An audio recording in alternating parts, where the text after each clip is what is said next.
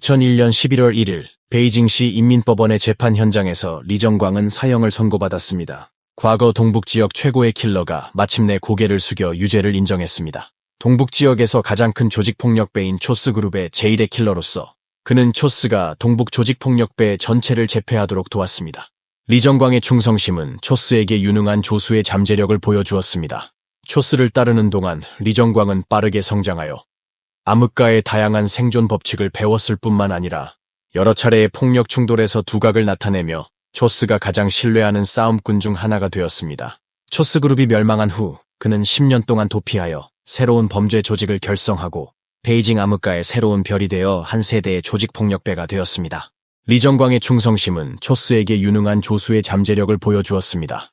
초스를 따르는 동안 리정광은 빠르게 성장하여 암흑가의 다양한 생존 법칙을 배웠을 뿐만 아니라 여러 차례의 폭력 충돌에서 두각을 나타내며 초스가 가장 신뢰하는 싸움꾼 중 하나가 되었습니다. 초스그룹이 멸망한 후 그는 10년 동안 도피하여 새로운 범죄 조직을 결성하고 베이징 암흑가의 새로운 별이 되어 한 세대의 조직폭력배가 되었습니다. 지난 20년간의 범죄 경력 동안 리정광은 엽총을 소지하고 있었고 차가운 눈빛과 굳은 표정을 지으며 말수가 적었습니다.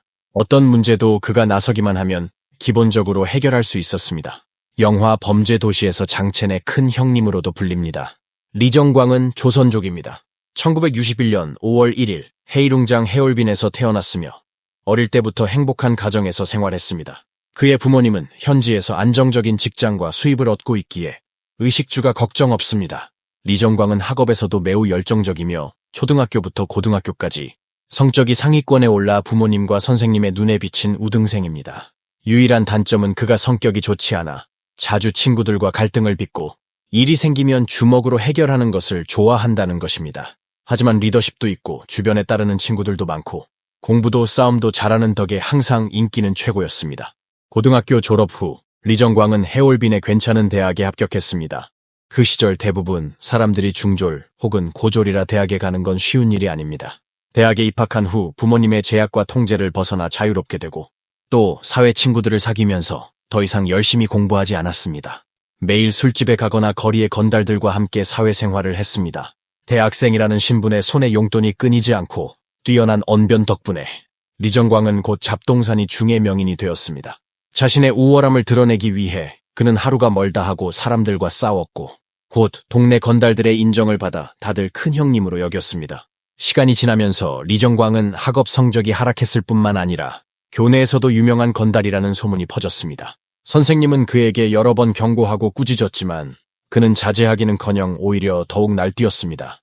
대학교 2학년 때 그는 조선족 학생이 맞아서 편을 들기 위해 상대방을 심하게 구타하여 결국 학교에서 퇴학당했습니다. 리정광은 학교를 떠난 후 집으로 돌아가지 않고 본격적으로 사회에 진출하여 직업적인 불량배가 되었고 동생들을 데리고 하루 종일 노래방 등 유흥업소에서 빈둥거렸습니다.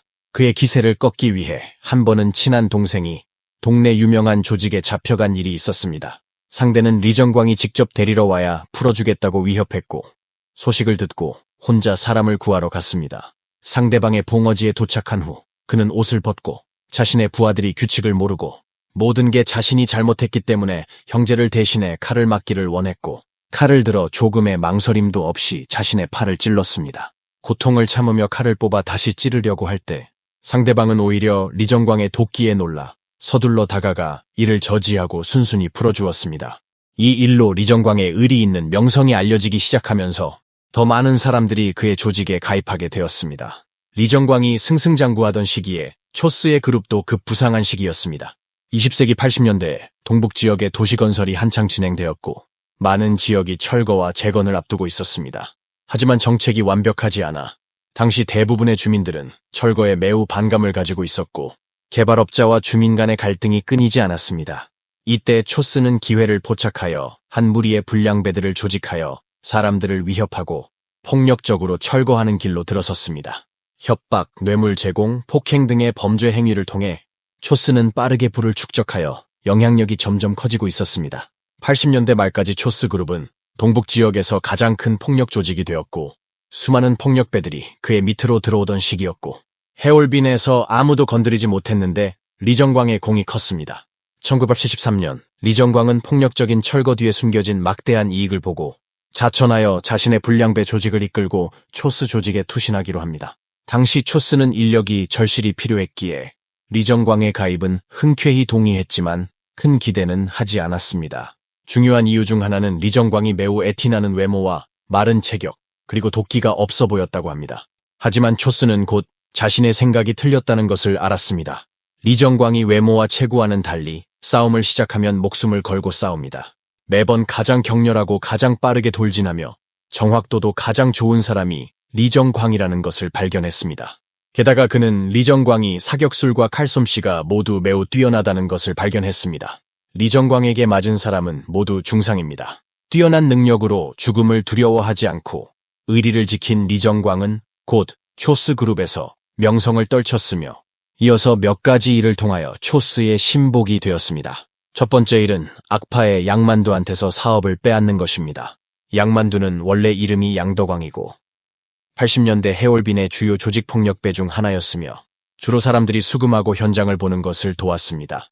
당시 그와 초스의 실력은 막상막하였고 초스가 종사하는 폭력적인 철거 산업에 한 몫을 나누려고 했습니다. 쌍방은 구역 쟁탈에서 서로 양보하지 않아 팽팽히 맞서고 있습니다. 원래 치열한 싸움은 피할 수 없다고 생각했지만 리정광이 나서서 지역 분쟁을 해결했습니다. 양만두는 자신이 양보한 이유가 전적으로 리정광이라는 사람 때문이라고 공개적으로 밝혔습니다. 그는 리정광의 체면을 세워주었습니다. 이 일을 통해 초스는 리정광이 지역 암흑계서의 영향력을 직시하기 시작했고 그에게 더욱 의존하게 되었습니다. 두 번째는 또 다른 조폭 두목 샤오페이를 굴복시키는 것입니다. 샤오페이의 본명은 천젠빈이고 암흑가의 유명 인사입니다. 명성도 양만두랑 비슷하고 독하기로는 리정광과 필사적으로 맞선 인물입니다. 수많은 싸움으로 흑사회 바닥에서 이름을 날렸습니다. 암흑가에서 샤오페이의 사납고 강한 성격은 모두 알고 있어 아무도 쉽게 그를 건드리지 못합니다. 리정광이 그와 충돌한 것은 깊은 원한이 있는 것이 아니라 이유는 단지 하찮은 작은 일에 불과했습니다. 1988년 어느 평범한 밤 리정광의 부하들이 송화강변의 청년궁에서 영화표를 사기 위해 줄을 서 있을 때 샤오페이의 부하들이 갑자기 달려와 새치기를 했고 리정광의 동생들은 순간 열받아서 말다툼이 시작됩니다. 말 속의 화약 냄새가 점점 짙어졌고 충돌은 계속 심화되었으며 양측은 서로 욕설을 퍼부어 전쟁이 언제든지 발발할 것처럼 보였습니다. 이 일로 인해 쌍방이 원한을 품게 되었습니다. 그 충돌 이후 리정광과 샤오페이의 관계는 급속히 악화되었고 두 사람의 부하들은 종종 거리와 골목에서 마찰을 빚으며 작은 충돌이 끊이지 않았고 갈등의 골로 양측의 원한이 날로 깊어지고 있습니다. 여러 차례 규모가 큰 싸움 끝에 양측 모두 부상자가 발생하여 상황이 더욱 악화되었습니다. 깡패들 사이에서는 이 두 무리가 조만간 생사를 건 대결을 벌일 거라는 걸 잘 알고 있습니다. 결국 양측은 한바탕 싸움으로 원한을 풀기로 했습니다. 싸움이 시작되자마자 총검, 철봉 등 다양한 무기가 등장했습니다. 쌍방은 좁은 골목에서 치열하게 맞붙어 서로 양보하지 않고 매우 초조합니다. 리정광은 빠르고 민첩한 동작으로 사냥총을 들고 깔끔하게 자신을 보호하며 점차 샤오페이에게 다가갔습니다. 하지만 샤오페이도 결코 평범한 사람이 아닙니다. 키는 작지만 반응은 매우 빠르고 칼놀림은 매섭기에 여러 번 리정광은 찔릴 뻔했습니다. 두 무리는 치열한 추격을 벌였고 거리와 골목에서는 충돌 소리와 사람들의 고함 소리가 끊임없이 교차했습니다. 시간이 흐르면서 리정광의 무리가 점점 우세해졌고 샤오페이가 피하려고 했을 때 리정광은 신속하게 반응하여 과감하게 총을 쐈습니다. 총성이 울리자 샤오페이의 오른쪽 다리 복사뼈가 총알에 맞아 산산조각이 났고 그는 균형을 잃고 와르르 쓰러졌습니다. 샤오페이가 쓰러진 후 리정광은 멈추지 않고 즉시 앞으로 달려가 손에 든 칼로 샤오페이의 왼발 중요 부위를 세게 그었습니다. 그로 인해 그의 두 다리는 서 있을 능력을 잃었고 그는 땅에 주저앉아 눈빛에는 고통과 불만이 가득했습니다. 그러나 지금 그는 더 이상 저항할 힘이 없었습니다. 리정광은 이 격렬한 싸움에서 명성을 얻었고 그의 악랄한 수법은 충격적이어서 많은 사람들이 그를 점점 더 두려워하게 만들었습니다. 그는 이후 동북 흑사회에서 부상하게 되었고 행동 스타일은 점점 더 빠르고 단호하며 냉혹해졌습니다. 결국 샤오페이가 초스의 밑으로 들어갔습니다. 세 번째 일은 당시 초스가 리정광에게 어려운 경쟁자를 처리해달라고 부탁을 합니다. 이 상대는 지역의 또 다른 조직의 우두머리이고 부하들도 많다고 합니다. 작전이 시작되기 전 리정광은 몇몇 유능한 부하들을 소집하여 상세한 행동 계획을 세웠습니다. 그들은 늦은 밤 상대방의 거점을 조용히 포위했습니다. 치열한 총격전 끝에 상대는 결국 처리되었고 리정광은 성공적으로 임무를 완수했습니다. 이번 행동은 그의 냉혹함을 보여줄 뿐만 아니라 초스의 마음속에서도 그의 가치를 증명했습니다. 리정광이라는 황금 투수가 지원하여 초스는 곧 해올빈의 절대적인 폭력 조직 두목이 되었습니다. 나중에 양만두, 샤오페이 및 다른 2명의 두목 샤오커, 하우체즈가 모두 초스에게 귀순했고 그들 사이에는 갈등이 있지만 매번 리정광이 중간에서 조율했습니다. 그리고 이 4명의 두목이 일단 초스와 마찰을 일으키면 모두 리정광이 나서서 소통하게 됩니다. 큰 풍파를 겪은 5명의 두목도 리정광의 설득을 기꺼이 들어줍니다. 점차 리정광은 초스의 부하 중 첫 번째 인물이 되었고 그룹의 2인자가 되었습니다. 1990년 초 전국적으로 대대적인 조직폭력배 소탕작전이 일어났고 동북 지역의 폭력배들은 마침내 전례 없는 타격을 입었습니다. 이 작전은 마치 거대한 그물처럼 오랫동안 숨겨져 있던 많은 조직 구성원들을 일망타진했습니다. 초스의 조직폭력배 제국이 가장 먼저 공격을 받아 많은 구성원이 짧은 시간 내에 체포되었습니다. 경찰의 강력한 압박에 직면하여 초스는 부하들에게 방역 조치를 취하도록 지시하여 폭력적인 방법으로 경찰의 행동을 억제하려고 시도했습니다. 리정광은 이때 강제로 저항하면 조직의 멸망이 가속화될 것임을 알고 다른 길을 찾기로 결심했습니다. 1990년 8월 10일 오랫동안 동북 흑도를 종횡무진하던 초스 그룹이 멸망의 위기를 맞았고 주축으로 한 범죄 조직은 섬멸되었으며 그룹의 최고 킬러 리정광은 미리 소문을 듣고 도주했습니다. 그동안 의리를 지키면서 살았기에 여러 사람들 덕분에 많은 형제들이 자신이 체포되더라도 그의 행적을 밝히지 않아 그는 유일하게 이번 작전에서 도망을 칠 수 있었습니다. 그는 동북에 계속 머물면 자신의 온갖 악행 때문에 법망에 걸릴 것임을 분명히 알고 있습니다. 그래서 그는 동북 지역을 떠나 베이징으로 가서 새로운 피난처와 발전 기회를 찾기로 선택했습니다. 리정광의 도주 계획은 매우 신속하게 실행되었으며 수년간 쌓아온 관계망과 부하들의 엄호를 이용하여 경찰의 추적을 성공적으로 피했습니다. 안전을 보장하기 위해 그는 여러 차례에 걸쳐 부하들과 가족을 다른 도시로 보내고 자신은 장거리 버스를 타고 베이징으로 향했습니다. 여러 도시를 지날 때 그는 항상 조심스럽게 신분을 바꾸고 최대한 주의를 끌지 않으려고 합니다. 베이징에 도착한 후 리정광은 이 낯선 도시에서 아무런 의존도 충분한 자금도 없었습니다. 이러한 어려움에 직면했음에도 불구하고 낙담하지 않고 오랜 세월 동안 암흑에서 쌓아온 경험을 활용하여 자신의 세력을 다시 세우기 시작했습니다. 리정광은 베이징에 자리 잡으려면 먼저 거점을 찾아야 한다는 것을 잘 알고 있습니다. 그는 베이징의 지하세계를 은밀히 관찰하며 잠재적인 동맹과 돌파구를 찾기 시작했습니다. 일정 기간 관찰한 후 리정광은 베이징의 차오양구에서 시작하기로 결정했습니다. 이곳은 상대적으로 외진 지역이지만 지리적 위치가 우수하고 주변의 지하 세력이 비교적 약해서 이곳을 택합니다. 이 기간 동안 그는 암흑에서 레이거라는 사람이 유명하다는 것을 알게 되었습니다. 이 레이거는 여러 나이트클럽을 장악하고 있으며 다양한 사업 분야에 진출하고 있습니다. 또한 레이거는 동생들도 많고 실력도 대단했습니다. 리정광은 이 번화한 대도시에서 자리 잡으려면 반드시 현지의 흑사회 파트너가 필요합니다. 따라서 리정광은 자발적으로 방문하여 협력의 기회를 모색할 계획입니다. 얼마 지나지 않아 두 사람은 레이거의 나이트클럽 중 한 곳에서 만나기로 약속했습니다. 리정광은 몇몇 형제들과 함께 미리 도착하여 가게 내 배치와 손님 상황을 세심하게 점검했습니다. 그는 이러한 클럽을 소유하려면 두터운 배경이 없으면 안 된다고 생각합니다. 얼마 지나지 않아 레이거가 모습을 드러냈습니다. 그는 체격이 크고 옷차림이 정교하여 있어 보입니다. 그는 몇몇 부하들을 이끌고 거만하게 방으로 들어가 리정광과 만났고 양측은 잠시 인사를 나눈 후 곧바로 주제로 들어갔습니다. 레이거는 일찍이 리정광이 동북 지역에서 한 일을 알고 있었고 그의 능력을 상당히 인정했습니다. 그는 리정광이 베이징에 왔으니 그의 팀에 합류하는 것이 낫다고 솔직하게 말했습니다. 레이거는 리정광만 동의한다면 동북 지역에서 누리던 것 못지않게 더 큰 발전을 이룰 수 있을 것이라고 보장했습니다.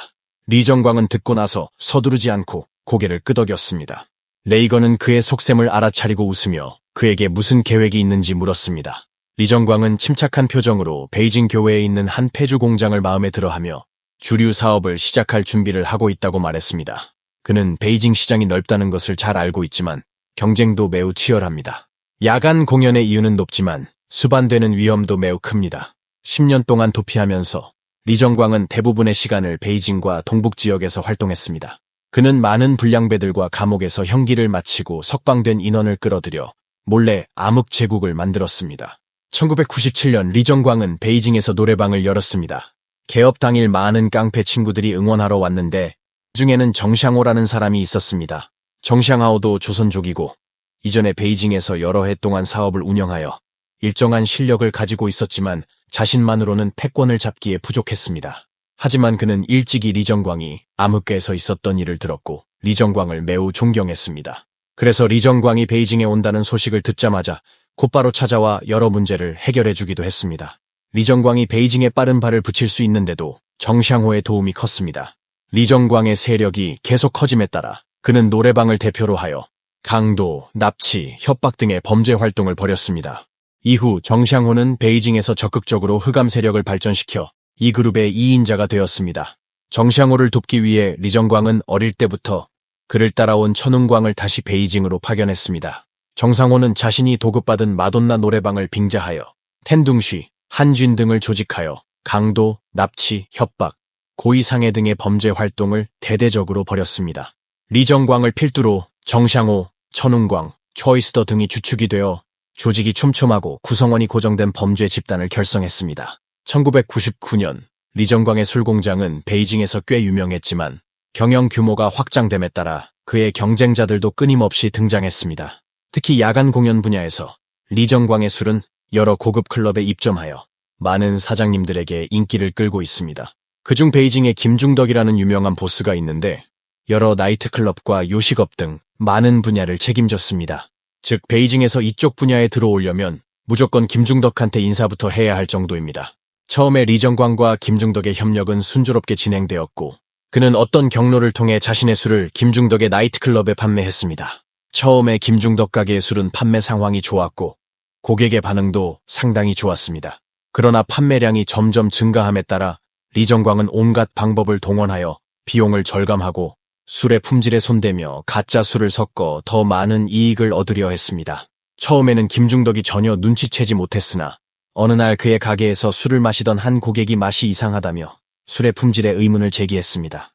김중덕은 처음에는 믿지 않았고 단지 이 고객의 취향이 다르다고 생각했지만 비슷한 불만이 점점 많아지면서 문제의 심각성을 깨달았습니다. 그는 진실을 찾기 위해 특별히 업계 전문가 몇 명을 초청하여 가게 안의 술을 자세히 검사했습니다.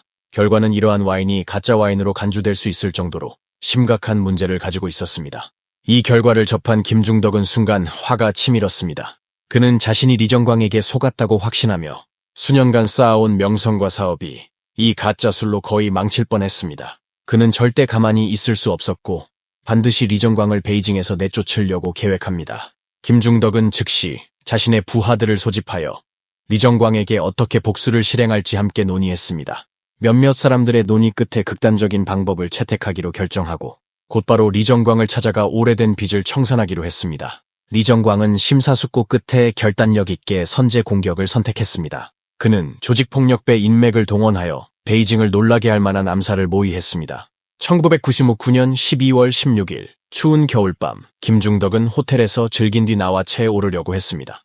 오랫동안 매복해 있던 리정광의 부하들이 갑자기 공격을 시작했고 총성이 울리자 거리는 즉시 혼란에 빠졌으며 사람들은 황급히 도망쳤습니다. 킬러들은 몇 초 만에 임무를 완수한 뒤 빠르게 철수했고 김중덕은 핏발 속에 쓰러져 결국 사망했습니다. 리정광이 계획한 암살 행위는 겉보기에는 완벽해 보이지만 경찰의 경계를 불러일으켰습니다. 김중덕의 죽음은 흑사회에서 큰 파문을 일으켰으며 이러한 악성 사건은 베이징과 같은 대도시에서는 절대 용납할 수 없습니다. 경찰은 즉시 전담팀을 구성하고 많은 자원을 투입하여 전방위적으로 이 사건에 대한 심층 조사를 시작했습니다. 꼬박 9개월의 추적과 조사를 거쳐 경찰은 리정광의 범죄 집단에 대한 증거를 찾아냈습니다. 리정광 일당은 암살뿐만 아니라 가짜 술 판매, 공갈 협박 등 여러 불법 행위를 저질렀으며 이미 베이징 암흑가의 중요한 세력이 되었습니다. 경찰은 입수한 정보를 바탕으로 리정광과 그의 부하들의 은밀한 장소를 차근차근 확인했습니다. 2001년 경찰은 전면적인 검거 작전을 펼쳤고 안전을 보장하기 위해 세심하게 체포 계획을 세웠습니다. 행동할 때 수십 명의 무장경찰 형사들이 동시에 행동하여 여러 조로 나뉘어 빠르게 리정광과 그의 부하들의 은신처를 포위했습니다. 평소에는 이 장소들이 평범했지만 경찰의 포위 속에서 순식간에 총성이 자욱한 전쟁터로 변했습니다. 리정광과 부하들은 갑작스러운 행동에 당황하여 아무런 저항도 하지 못하고 곧바로 현장에서 체포되었습니다. 당시 잡혔을 때 리정광의 몸에는 총과 비수를 품고 있었지만 장비가 완비된 경찰을 마주하자 저항해도 소용없다는 것을 깨닫고 순순히 따랐습니다.